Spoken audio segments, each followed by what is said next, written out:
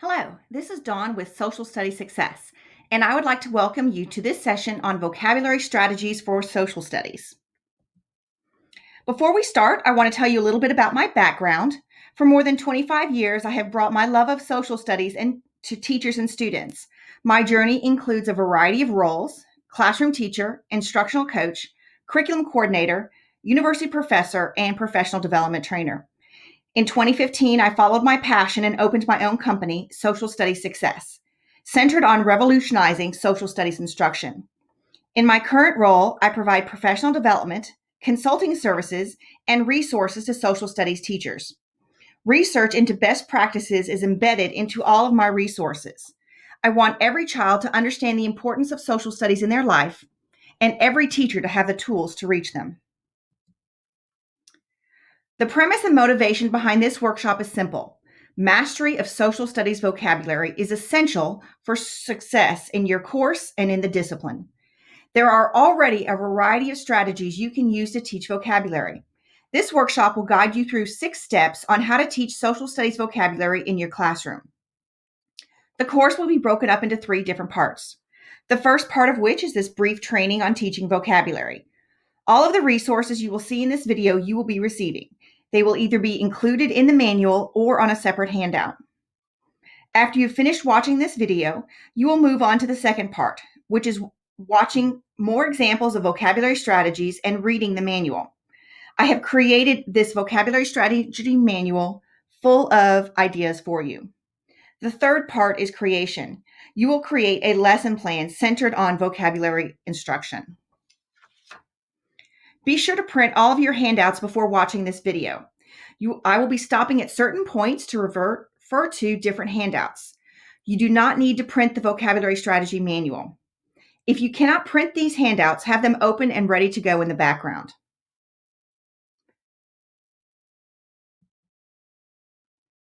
First, we need to start with the research. There are multiple books and articles written on how to teach vocabulary. I've listed them in the bibliography section of the vocabulary strategy manual. Here are a few of the key parts, though, that you need to know when you're going to be teaching vocabulary to your students. Number 1 is that vocabulary must be taught directly. It cannot just be used as a filler before you move on to another activity. Students must encounter the terms at least 6 times in meaningful ways for them to understand and use them. One of the best ways to learn a new term is to associate an image with it. Our brain thinks in pictures, and it's essential for our students to make the connection between our social studies vocabulary and those images in their head. And then also, students must participate in engaging activities to learn vocabulary throughout the entire unit. Vocabulary instruction is not just a one-day event, but it is something that should be happening every day in your classroom in small and meaningful ways. I've taken the research and created my own 6 steps for practical vocabulary instruction in a social studies classroom. We will be examining each of these steps in this workshop. Steps 1 and 2 need to be done in order, but the rest of the steps can be done at any point in the unit. The key is that you plan for vocabulary instruction. It must be intentional, not just an afterthought, and it must include the definition of the term, how to pronounce the term, and how to use the term. Subsequently, in your unit, you will need to use visuals, talk with the term, have the students talk, have the students write, have the students play games before you assess for mastery. Wow. There are a lot of terms in social studies instruction. And step 1 seems really obvious. You need to know the terms that you're going to be teaching. In the discipline of social studies, there are more than 26,000 terms. That's more than math, language arts, and science combined. Social studies vocabulary is actually the vocabulary students need most in college and actual real life. But there's more to teaching than just the list of terms out of the textbook. What are the specific vocabulary terms students will need to master your daily lesson or your unit? You cannot teach too many vocabulary terms in one setting and expect immediate mastery. You need to carefully examine the terms you are given, or you will find for each unit and decide, is this a term that is essential for this lesson? Is this term essential for this unit? Can this term be introduced and mastered at a later point, or does it need to have mastery now? Is this a term that has already been taught and just needs a refresher? Thoughtful planning on the vocabulary terms you're going to be using needs to happen before instruction. I've included a handout with this workshop, Tips for Selecting Vocabulary Terms. Go ahead and stop the video now and read the handout. When you've finished reading the tips, jot down 1 to 2 new learnings or thoughts on your doodle notes before you start the video again.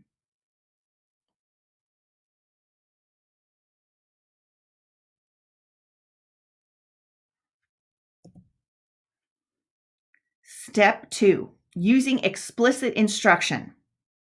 I used to assign the words out of the back of the book and have the kids copy them down on a piece of paper and then turn them into my desk. That was not instruction. That was a time killer. And my students weren't really learning what they needed to learn from my class. They weren't being successful. I finally learned that vocabulary instruction needs to be active. It is not a passive activity to fill time. Copying vocabulary terms out of the back of the book does not work. Just like you would be planning for a lesson on teaching content, you need to plan for how you would teach vocabulary. The second step involves explicit instruction. You must pronounce the vocabulary word to your students.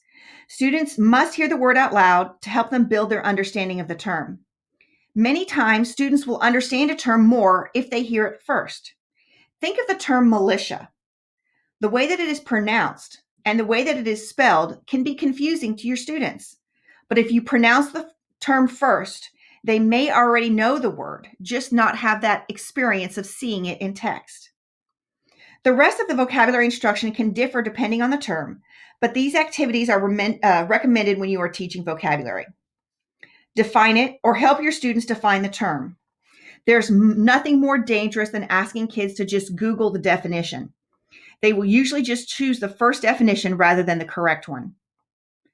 Help students make connections to any root terms. This is important for the transfer of knowledge. If they understand the root, they can understand the term. Help students make connections with synonyms. Many times, vocabulary on an assessment is actually a synonym of a term they were taught. And finally, give concrete social studies examples of the term in action. Stop the video now to reflect on your learning and take any notes you wish on your doodle notes.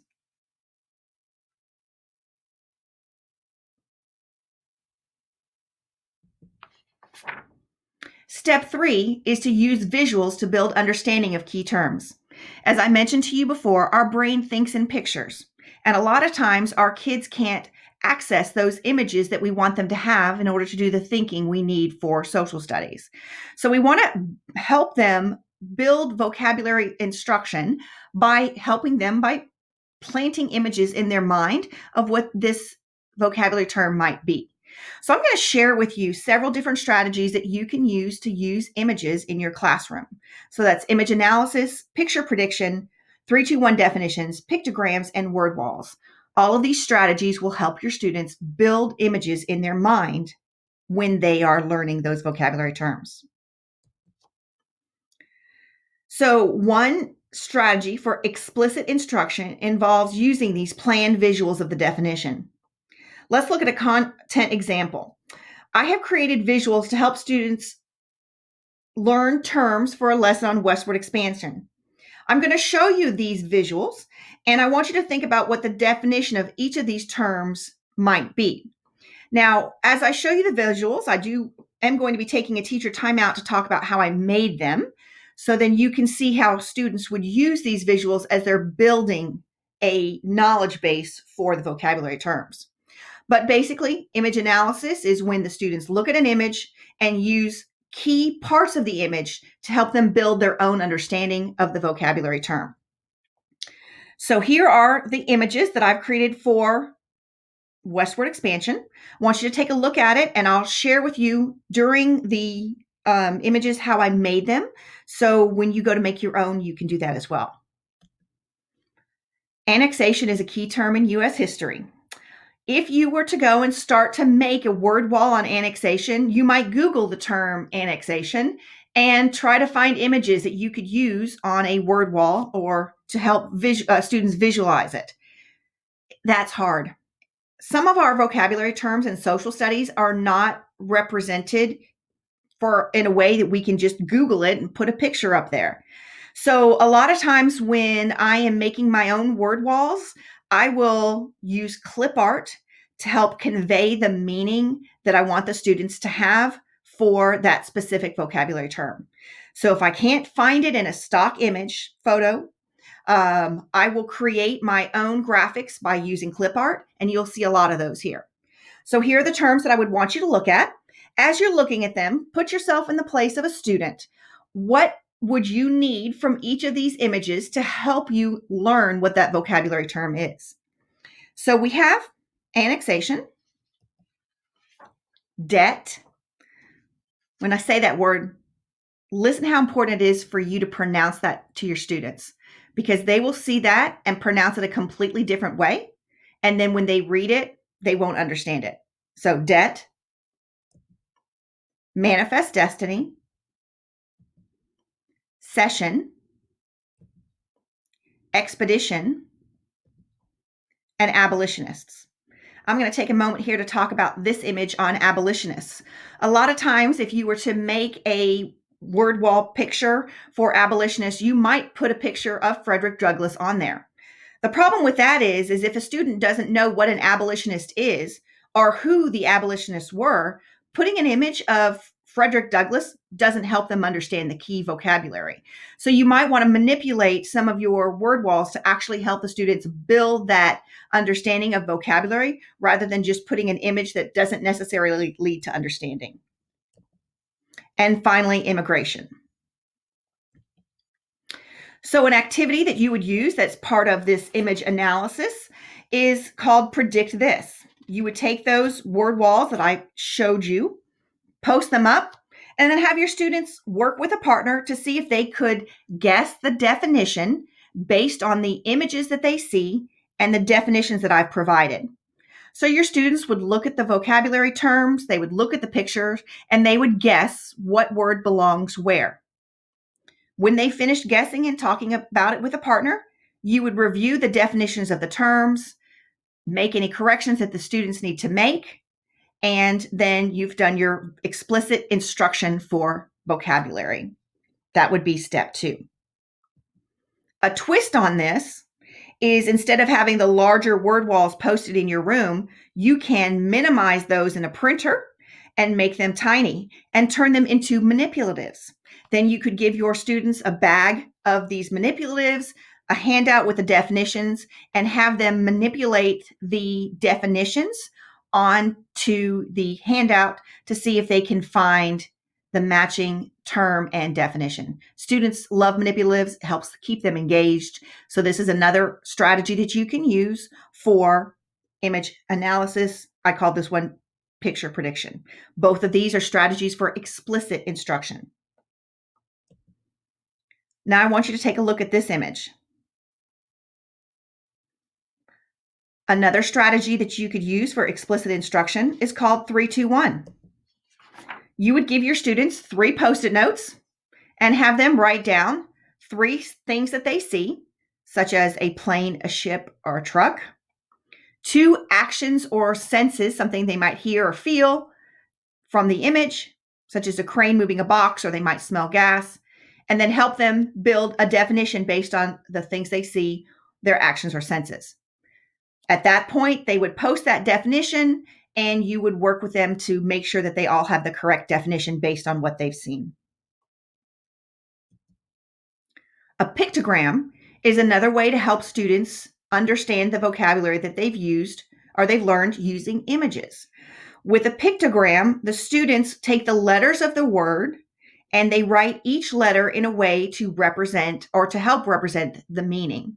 So in this example, I have a pictogram of the term religion.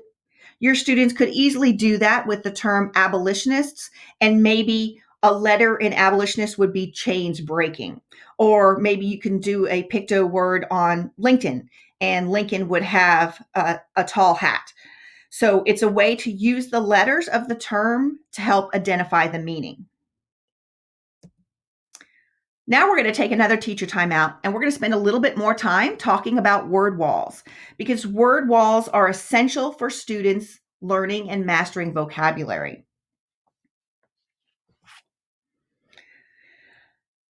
Have you had instruction on word walls before? Was it a district initiative that you were told to follow? I want to share with you my own story with word walls. 15 years ago, give or take, I went to a workshop on vocabulary instruction and supporting ELLs. And the workshop presenter had us all in a stadium with about 600 teachers in the room. She did her presentation from the stage. I sat in the very back of the audience with my friends and listened to her talk about word walls. She was saying that if you just put the word on the wall, the kids would learn it and understand it. I didn't see quite how that connection would work, but I was smart enough to figure out that word walls were a district initiative for that year. So I went back to my classroom, I set it up, I took a piece of butcher paper, put it up on my wall, and I wrote down all of the terms from chapter 1. Principal walked in my room, saw that I had a word wall, said, "Good job, Dawn," gave me a check mark. She went on. It stayed up. 2 or 3 weeks later, principal came back to the same room, looked at the exact same word wall, which I had done nothing with, said, "Oh, you got your word wall up." Checked, went on. Several months later, principal came back to my room, looked to see, did I have a word wall up? Yes, I did. Exact same words from chapter 1. It had not changed. She checked it and moved on. I wasn't using it. She was just checking it. And no one had really taught me how to use that word wall. All I knew was that it had to be up, and it turned into classroom decoration with a cute border even. It wasn't really helping my students. What I want you to do next, before I explain more about word walls, is I want you to watch a video of me teaching with word walls. Now, I do want to share with you that this video was taken during one of my workshops. So you'll hear some people talking in the background, and it's 3 chunked videos because I had a teacher videotape me with my own cell phone. So this is what we've got. But I did want you to see it. So if you'll take a minute to stop the video and watch those 3 short videos, you'll get an idea of how to actually teach with the word walls.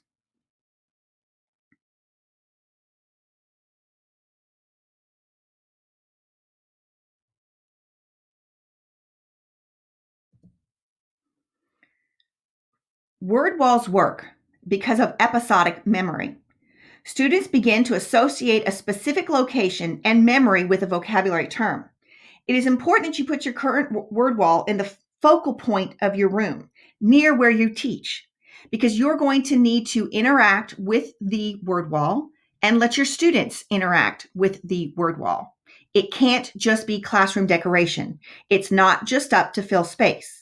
You need to be using the word wall by touching it, pointing to it, pronouncing the words on it, requiring students to interact with it. They can put their definitions up to it. You can ask a question and they can look at the word wall to answer the question.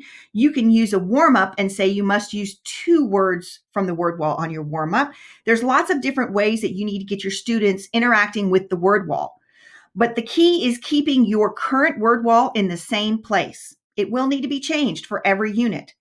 But every time you use it, you're building episodic memory with your students. The students know if they look at that word wall, they will be able to visually see images that have been up there in the past and those terms as well. Once you've finished with a unit, keep those word walls up. Just move these to the back of the classroom. You can build a growing word wall of your entire year by posting it across an empty space in the back of your room.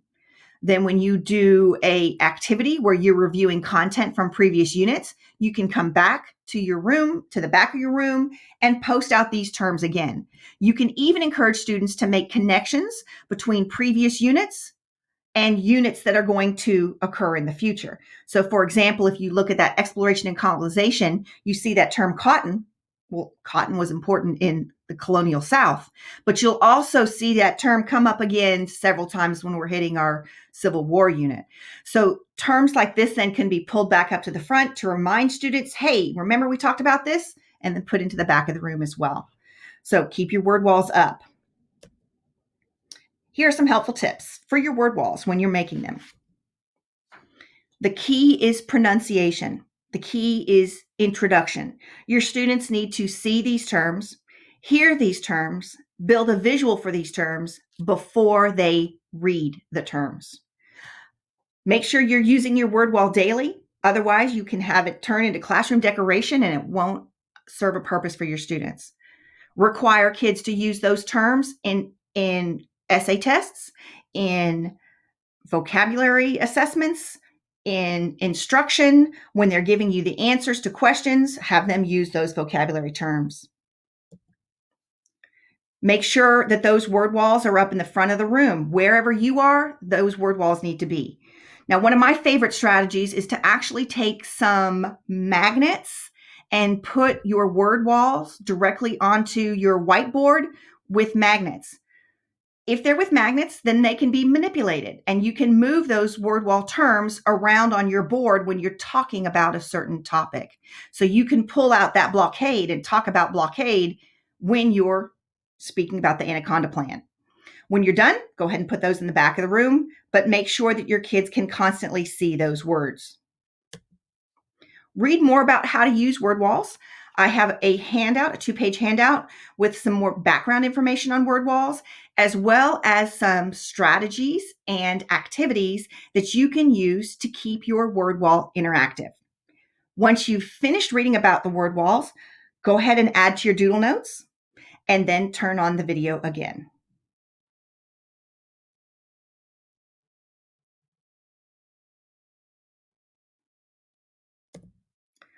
The next step is to have the students saying the word, talking, using those vocabulary terms.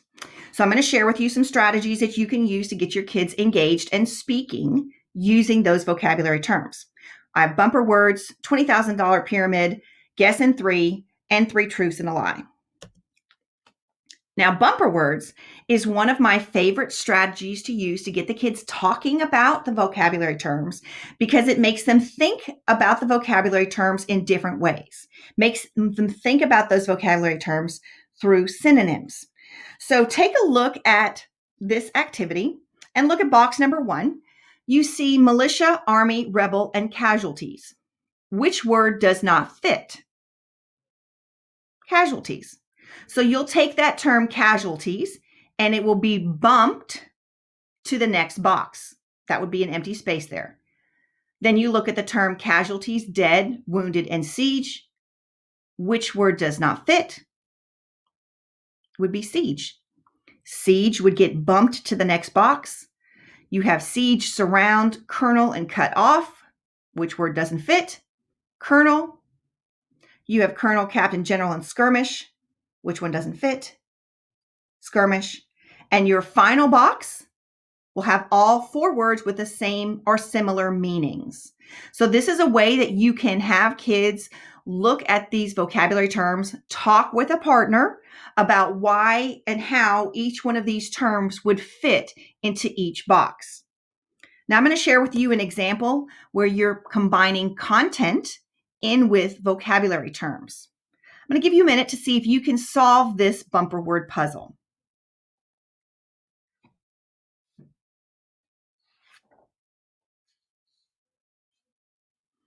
So amendment gets bumped. The next one that gets bumped out of box 2 is Federalist. You have Federalist 85 Papers, Alexander Hamilton, which all go together. Bill of Rights was an anti-federalist thought process. So we're going to put that into that next box. Constitution is going to be bumped out, leading to all the same. Now, this is a good strategy to use where you can combine understanding of content and understanding of vocabulary terms. What's even better is once you've done this a few times, you can have your students make their own bumper words to test each other. $25,000 pyramid is a super strategy to use when you have just a few minutes left in class and you don't want to waste any time. Go to the front of your word wall, get all of your students to stand up and partner up. One of them will be partner number A, one of them will be partner number B. I guess partner B. Have partner B turn their back to the word wall so they cannot see it, but they can still see their partner.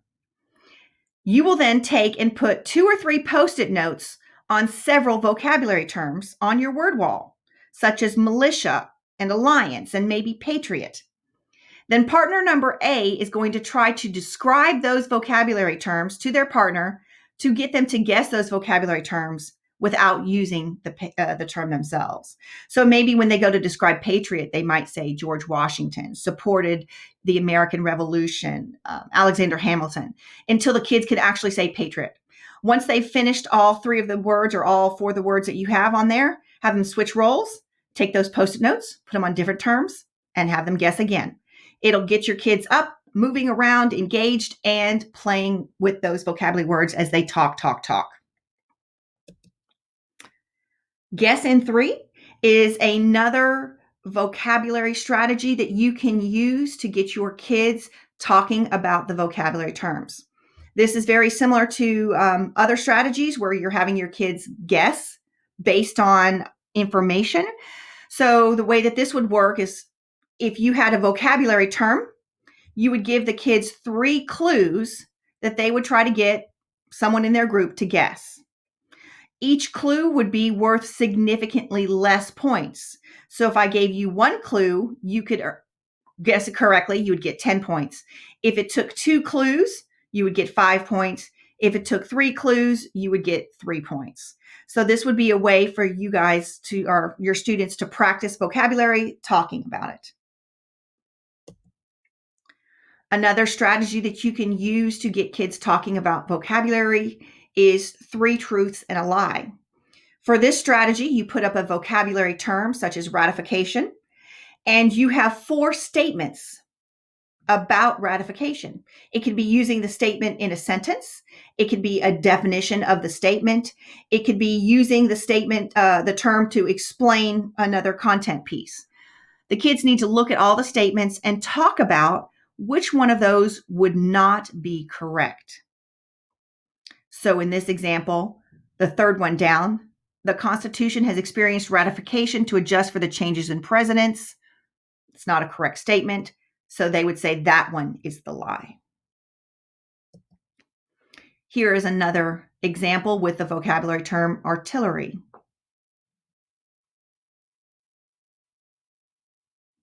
And again, the 3rd one is the lie.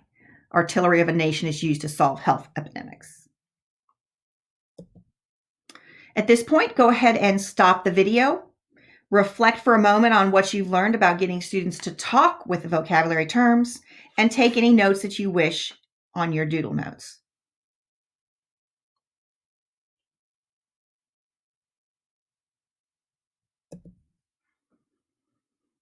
The next step is having the students write the term. You want to have them writing down the term either in complete sentences or in partial sentences, just so they can practice writing the term. There are strategies that I'm going to go over are FIST list, choice board, vocabulary pyramid, logic boxes, and Play-Doh processing. FIST list is a super easy strategy to do with almost no prep. You can have the students write down the vocabulary term. Actually, trace your hand first, then have them write the vocabulary word, give 2 examples of the term, 2 non-examples, and a sentence. Another way that you could do that is you could just have them take the back of their pen and physically write it onto their hand as they think through 2 examples of the term, 2 non-examples, and a sentence. So an example that I always use is the term pretty. Examples might be a flower or clouds. A non-example would be trash or pollution. And then a sentence could be the girl wore a pretty dress to the prom. Students can do this, and you can do this to help them practice those vocabulary terms. Vocabulary choice boards are also another way that you can practice vocabulary. And I actually say this one is one that could go home and have the students do at home. This is an example of a vocabulary choice board where your students will write down the terms and definitions, but then they'll make some connections and write about these terms in different ways. So, for example, real life examples or a picto word that I already went over, or a holiday connection is something a little bit different your kids could do. They could do a hashtag tweet for Twitter or antonyms or synonyms. So this is just a way to get the kids thinking about the vocabulary terms and writing those vocabulary terms. Vocabulary pyramid is another excellent activity to get your kids practicing with those vocabulary terms and writing them down. The way that this works is you're going to give your students a variety of vocabulary terms. So let's say we use those same definitions or vocabulary terms that I had for westward expansion. Your students are then going to choose how they want to define those terms in 1 word, 2 words, 3 words, 4 words, or 5. And then they will place those vocabulary terms on the vocabulary pyramid and define them. The key to this is choice, letting the kids choose how they want to define each of those terms. This makes a great warm-up activity after you've already taught vocabulary and you just want to be practicing it throughout the unit. Play-Doh processing is another really fun way to get your kids involved in social studies, writing those vocabulary terms, but also pulls in an element of manipulation and building. Give kids some Play-Doh at the dollar store, super cheap. Have them create a visual to represent the vocabulary term out of Play-Doh.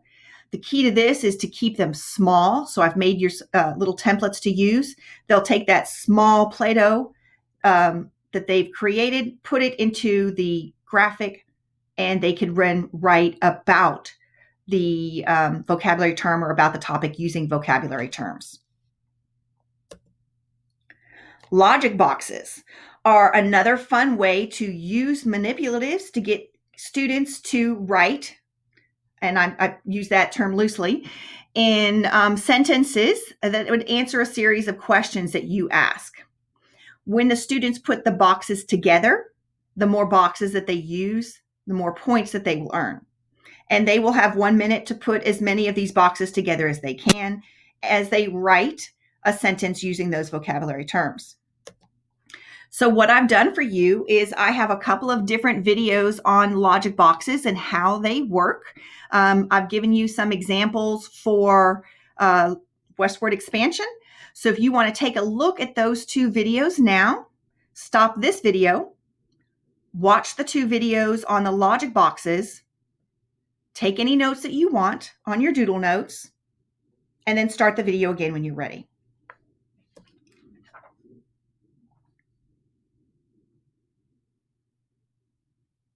The final step is to play, play, play. Our students need play, and they need it in meaningful ways. So let's have them play games with vocabulary terms to help them practice and practice those terms we want them to have. Muscle memory is a very easy game to play with your students that doesn't require any prep. Ask your students to choose a vocabulary term or assign them different terms. They each need to make a movement that represents that vocabulary term. So for example, if they're given the term migrate, they might pretend to pick up a suitcase and walk. That could be a vocabulary term that is represented in a movement. Once you've given time to your students to practice their own movement, you have them get up and go to someone else in the room, and they will teach each other their movements and vocabulary terms. Then you have them go to somebody else in the room and teach each other their vocabulary movements and terms, plus the ones they just learned. So after a few moments, you will have students who have been moving around the room, practicing their vocabulary terms with movements and practicing other vocabulary terms with movements. At the very end, you stop the game, you shout out a vocabulary term, and you see how many students do the exact same movement that had been taught to them. Really great way to get your kids engaged and working on vocabulary. That's called muscle memory. Connection cards are a game that you can prep once and have ready to go the whole rest of the year. So these cards you will find in your strategy manual, and they are generic action cards for word walls. So when you have a few minutes at the end of class, or you have a period of low engagement and you want to get your students engaged again in class, get them paying attention, you can put your kids into groups and pass out these packs of connection cards, or you can just have a stack up in the front of the room and you could choose a card and have everybody do the same action. So these connection cards, again, work with the word walls. It would be silly things, but things that get the kids engaged in practicing and playing with those vocabulary terms. So they could act out a term, they could create a rhyme, they could pat their head and rub their tummy while saying the term. They could close their eyes and spell the term. Just different ways to get them engaged in the content and engaged in that vocabulary. Playing. Memory is a game we used to play when we were kids, and it still works today. You can create memory just by putting the vocabulary term, a picture, and the definition on cards. All the cards get turned face down, and the kids have to match them and play. Now, I do have a video showing how to play memory. It's one of the games I'm going to have you watch at a later point. Three-way match can go with memory. These, they just get turned face up, and the kids have to match the term, the image, and the definition. Now, with three-way match, you would put the kids into groups and you would challenge them to match all the terms. And the key is that you would do this several times, each time getting faster and faster and faster to see which group can match the terms the fastest. And then that group, of course, then might get a round of applause or, some other, woohoo, you've won. But it's repetition, getting the kids to play with those vocabulary terms. Great, easy game to play. Prep the card once and you can use them in multiple ways. Now, Spoons is a fabulously fun game that kids love, but I'm going to warn you, this is a high energy game. I also have a video of Spoons in action so you can see and hear the laughter that's involved with Spoons. Put your kids into a group, give, let's say, a group of 4 and put out 3 spoons or 3 other objects that are not sharp that they can grab, like a popsicle stick. Have sets of cards made where you would have one card that would be the term, one card that would be a picture, one card that would be a definition, and one card that would be the definition in a sentence. Shuffle the cards, put all the cards in one stack. Now, the key is that you want to get a group of 4 matching cards first, and you want to grab a spoon. Once you grab a spoon, because you've gotten 4 cards that match, then everybody else in the group needs to be paying attention and they need to grab a spoon. And the person who doesn't grab a spoon would then get the letter S, and then you would continue the game until somebody spelled the word spoon and they're all out. Now, what's really fun about this game is that when you start, you pick up a card, you pass it to the person on your left. You pick up a card, you pass it to the person on the left. You are so occupied in looking at your cards to see if you have a match in your cards that you might not notice somebody grab the spoon. And then that's fun to watch everybody else sit around when the game's basically over and they're still playing and somebody has already won. So it's a great game. The kids get really engaged, and I have directions for that as well as a video for you to watch on how to play spoons. So I have those logic boxes that you can watch. I have other games that you can watch. Now's the time to watch the rest of those videos and those games. And when you finish, start the video again. This, however, is the number one strategy to build that academic vocabulary, is you need to have your students reading. Vocabulary does not need to be taught in isolation. It needs to be taught prior to reading instruction. So we want to make sure that with all this vocabulary practice, all the vocabulary games, all the talking and writing needs to result in reading. your kids need to be reading those vocabulary terms in content vocabulary. Now it's time for you to make your own lesson. I have created a template for you to use on vocabulary instruction. It's broken down into those 6 steps, and the intent is for you to be purposefully thinking about a unit of instruction and when you would use certain vocabulary terms, what vocabulary terms you would use, how you would introduce it, and then how you would practice those vocabulary terms. I hope that you have enjoyed this video and have learned some tips for teaching vocabulary, and I'll see you later in my next workshop.